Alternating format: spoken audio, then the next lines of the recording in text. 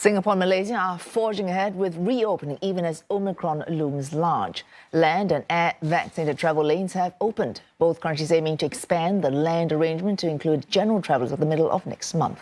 Discussions will also start on a pilot sea travel lane. The Prime Ministers of both countries were on hand to witness the launch of the land VTL. Tan Si-hui reports. Connected once again as Prime Minister Hsien Loong and Malaysia Prime Minister Ismail Sabri Yaakob launched the land VTL, linking Singapore and Johor Bahru. They were accompanied by ministers from both sides on Monday. It's also Mr. Ismail Sabri's first official visit here, 3 months after being appointed Malaysia's Prime Minister. He received a welcome ceremony at the Istana, where both leaders described the VTLs as a significant milestone. That's especially since both countries enjoy strong bilateral ties and cooperation.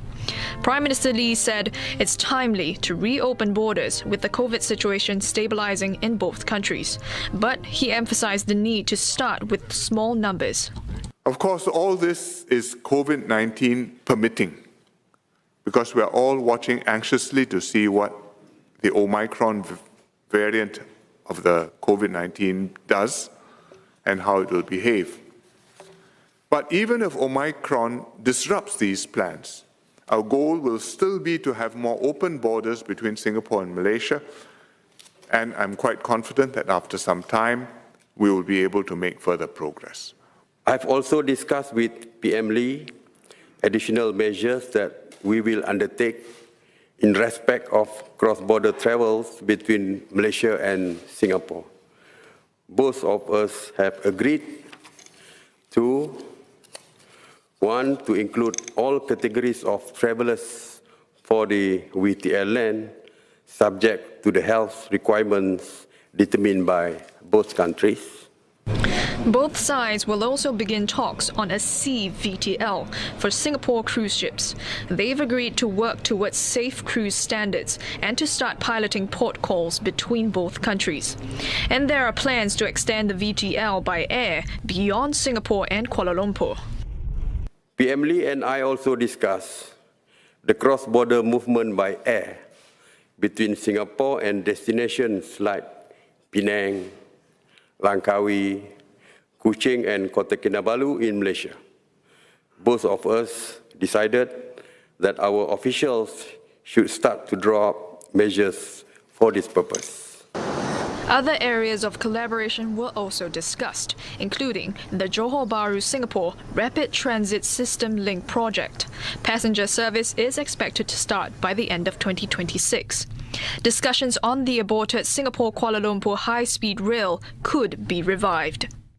Singapore is open to fresh proposals from Malaysia on the HSR project, and the two ministries of transport would discuss the matter, and Singapore looks forward to receiving more details from Malaysia so that we can study them and consider the matter again, starting from a clean slate.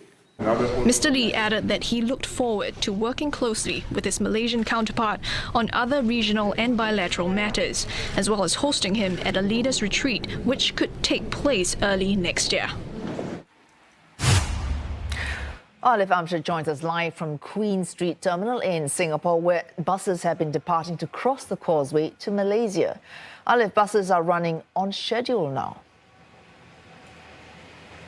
Well, indeed, we're waiting for the last bus to depart from the terminal in just a few moments, as you can see behind me. Throughout much of the afternoon, the operators say that the buses were on time and people were able to board their buses soon after protocol checks were made. The operator says that there were about 680 outbound travellers, with a few no-shows for some of the trips. And travellers I spoke to say they were mostly excited and pleased with the process and were just excited to get home and to be reunited with family and friends across the causeway. But there was a slight hiccup earlier in the day in the arrival of the first buses from the Larkin Central Bus Terminal in Johor Bahru. The operator Causeway Link says this was due to teething issues like improper documentation checks. But things both on arrival and departure have largely improved since then. I don't need to wait for very long for the queue, and then the bus, everything seems on schedule. It's quite easy, and purchasing the ticket and then getting the documents ready, everything is quite easy. Feel very happy, very excited to see my family and my daughter. Yeah, she's just 3 years old. Actually, yesterday she asked me to come out from the handphone when we do the video call. Very funny. Olive, apart from these teething issues, what can we expect in the days to come? Well, both designated bus operators will each have 16 daily trips from Malaysia to Singapore and the other way around. And earlier in the day as well, Singapore and Malaysia says that that the scheme may be extended to general travellers from mid-December. And both Malaysia and Singapore say they want more borders to open between the two countries. And that's even with the emergence of new COVID variants. But of course, that situation is being closely monitored. For what it's worth, the reopening of borders will certainly reunite family and friends after 2 years being apart due to the pandemic. Oh, thanks for that, Olive. Olive Amshar reporting from Queen Street Terminal in Singapore.